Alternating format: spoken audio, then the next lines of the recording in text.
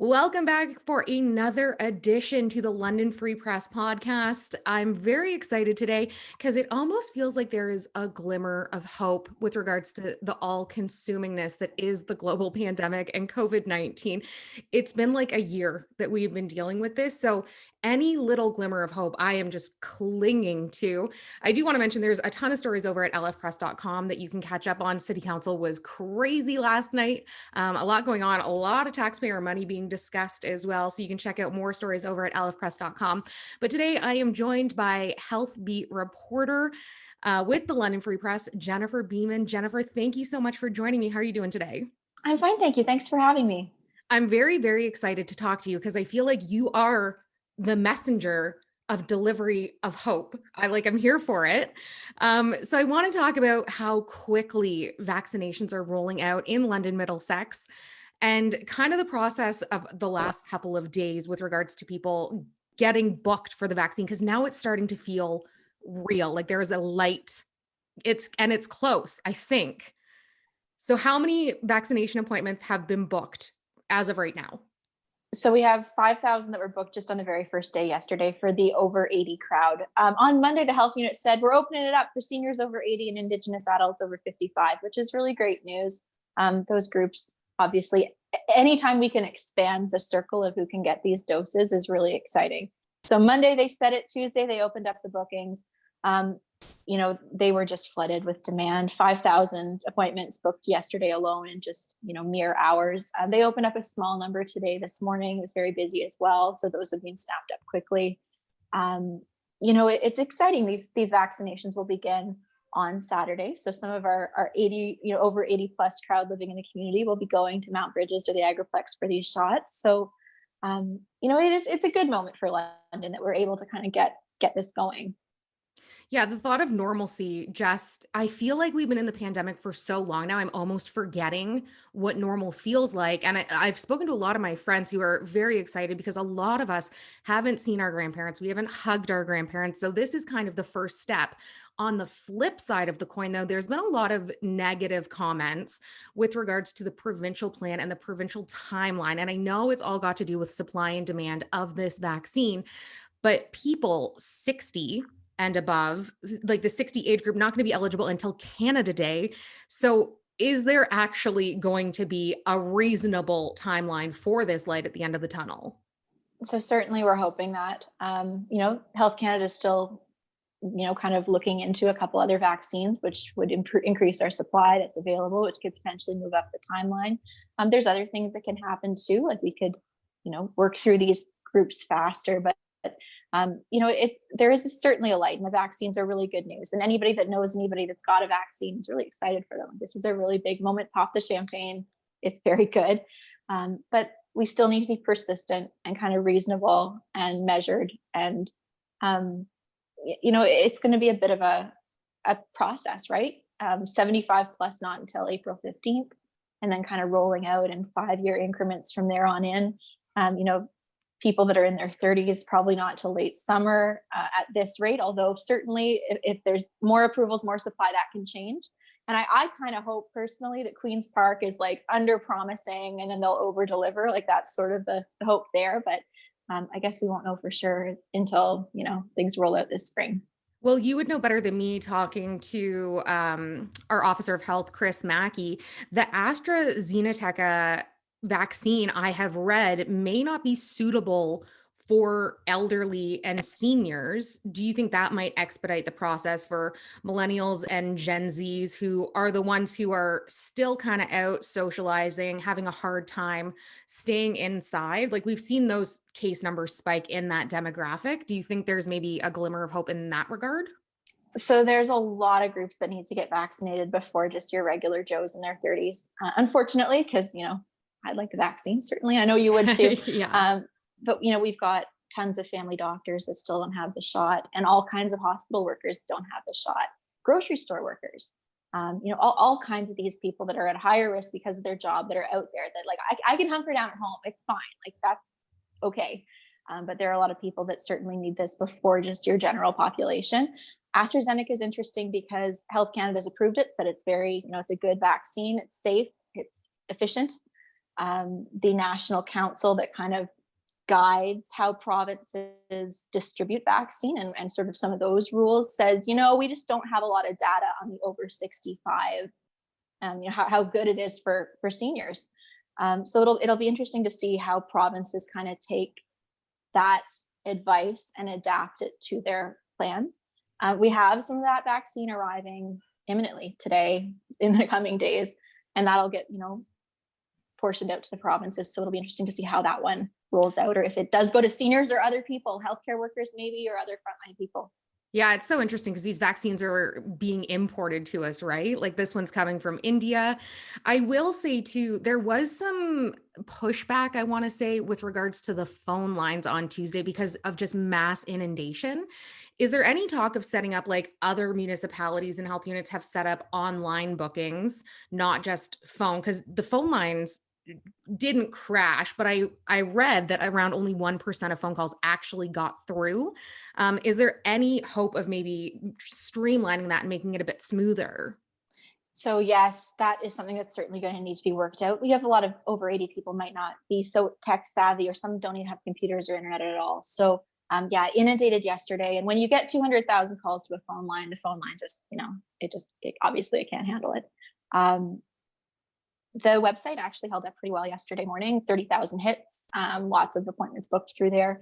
The province is developing a system where they'll move health units kind of onto their own proprietary system with their own phone lines and things. So, we're still really, really in the early days of this locally. We've managed to kind of create our own system to get this going, which is excellent. And kudos to the Middlesex London Health Unit for getting that up and running. But by about mid-month, the province is promising its own kind of tool that health units can use that hopefully with the backing of the province behind it will be a little bit, more streamlined and less likely to crash. Definitely. I also saw that the Middlesex London Health Unit now, after booking some appointments today, just a few hundred, no longer going to be booking until I want to say March 16th was the date given. Is that true just because of supply? So yesterday, yeah, they booked from March 6th to March 16th. So you could go online yesterday and book those appointments. Those were filled. Today, they released at about 8 a.m. just a handful for March 17th. My understanding is in the coming days, they'll be doing sort of those one at a time, 1 day things every day at 8. So one additional day. The health units decided obviously not to just flood the system with 3 months of bookings. They want, for their own planning purposes and their supply and what they know they're getting, to just do those 2-week blocks. So, hopefully we won't be dealing with the supply shortage that we're dealing with now in the coming weeks, and there'll be more. But yeah, it's 1 day at a time, like literally 1 day at a time for bookings. For sure. Are you hearing anything locally from the Middlesex London Health Unit about the second dosage? Because the province just came out a few days ago and said they're now looking at extending it to a month or longer for the second dosage. Are you hearing the same thing locally, or is that just not really being discussed? So that's a really interesting one. BC just, I guess, a couple of days ago and said, we're going to make the Pfizer vaccine that's, 1 to 28 days is what the manufacturer says. We're going to stretch it to 4 months, which is, quite interesting. I think Health Canada in the next little bit is expecting to have some kind of advice on this. And the Immunization Council, the national one, will as well. Ontario is certainly looking at it. And of course, our local health unit will take their marching orders from what the province says and the ministry says on it. Right now, the Pfizer doses that are being given out at the Agriplex and the Mount Bridges Clinic are in a 35-day time frame. So it's a little bit more than the 28-day Pfizer, recommended manufacturer on the label rules. Right. But it'll be interesting to see if it's stretched that much, because if we can stretch it out that much and it's still obviously totally safe and totally effective, then that's extra doses that we can get in arms and down the road. Definitely. You were pretty fortunate, I would say. I was a little jealous of you getting to go out to the vaccination clinic. You were at the Caradoc Community Center, were you not? I was. That's amazing. I'm jealous. And you were able to talk with people who are actually putting needles in arms. The Pfizer vaccine, it kind of freaked me out, I will say, just because of how delicate it is. So what are these nurses and healthcare providers saying about administering it? Well, it is like liquid gold, this stuff. Like it is so precious. And there's like, the ones I was speaking to are kind of psyched up about it too, because they've administered hundreds of shots in their lives. But these ones are just really, really special. And they're very, very delicate too. So I mean, we can't just like fill them up and truck them around and that there's you have to be very careful with the way you load the syringe. You can't flick it like sometimes you see in television shows, because you could break the vaccine. So there's a lot of like pressure to get it right the first time. And of course, our supply is so limited. You want to make use out of every last, like you don't want any breakage basically. But no, it was interesting to kind of see the vaccines before they're famous. Yeah. Have you seen any administered? Because I got the flu shot this year, as did a lot of Canadians, and it was so quick. Like I didn't even know the nurse was looking at my arm. It was just in, and that was it, carrying on. It's not the same with this. I mean, it is a relatively quick process, but it is, like you said, it's liquid gold at this point. So have you seen it being administered? So I saw it at the Agriplex back in December, the very first one in the London region. And I saw it again at the Mount Bridges site. Yeah, it's a quick shot. They keep them sort of in a wait area afterwards just to make sure you're cool, and then they send you on your way with an appointment for the next one. So, I mean, it's once we get to the stage where we're able to get people in there, like I've heard nothing but good things about both clinics. They're run like well-oiled machines. It's very um, prompt and swift, and like they've got it down to a science at the thing. It's just right now getting to a point where we can get these doses to more people, and that's kind of the frustrating part. Is I just like you, I want to see our most vulnerable protected, and then just a lot of movement getting kind of the next most vulnerable protected. Absolutely. Also, more exciting news for London Middlesex. Some pressure kind of being taken off. Monday night, St. Thomas City Council voted to allow Southwestern Public Health, the health unit in Oxford and Elgin counties, to set up a vaccination site. So this is good news for people who don't actually live in Middlesex, London. Do you think that we will see more of this in surrounding areas of London? So that is totally brilliant, and it's going to be a really, really great thing for everyone. The thing that people kind of tend to forget is the Agriplex Clinic and the Mount Bridges Caradoc Community Center Clinic. They're serving Elgin, Oxford, Huron, Perth, London, and Middlesex, like all of us, like that big region. If we can get enough supply and enough, stable kind of doses to get little like clinics in St. Thomas or in Stratford open, that makes more appointments available in London, certainly. And it's really great news for those communities. Those seniors don't have to trek to London for a dose. So that's really crucial. I think in the next, week or so or 2 weeks, we'll start to see not only just announcements and plans, but possibly openings as well, which is so good. And in London, we've got two that are just kind of ready to go.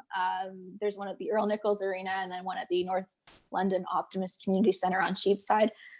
Health unit wants to open at least one by the end of the month. So that'll also be a bit of a game changer. This is nothing but good news. You are better than Santa on Christmas morning to me right now, Jennifer. I love it so much. I do want to touch on very quickly as the vaccinations continue to roll out. Dr. Chris Mackey said 8 a.m. That is the magic time that the phone lines will open. What is the website through the health? It's through the health unit that people need to keep an eye on for these appointments, correct? Well, yes. So certainly that. Definitely keep an eye out. And if you know a senior in your life, certainly reach out and say like, hey, here's what's happening as well. In London, the website is www.covidvaccinelm.ca. And, in the coming days, more little daily batches of appointments will become available at 8 a.m. You can also phone, but we know that that's been obviously very, very busy. And the number is 226-289-3560. Amazing. Thank you so much for the time. Honestly, this has been such a pleasure because I feel like sooner than later, we might get to meet in person because of your information being delivered to us about the vaccine. So thank you so much for your time today. I just want to remind everybody listening right now that you can find us on any of the platforms that you find podcasts: Spotify, Apple Podcasts, Google Podcasts, Stitcher. We are, of course, on YouTube and over at lfpress.com. Hit the subscribe button. You never have to miss the latest news and information. We will be back again next Thursday with another episode of the London Free Press podcast. Until then, stay well.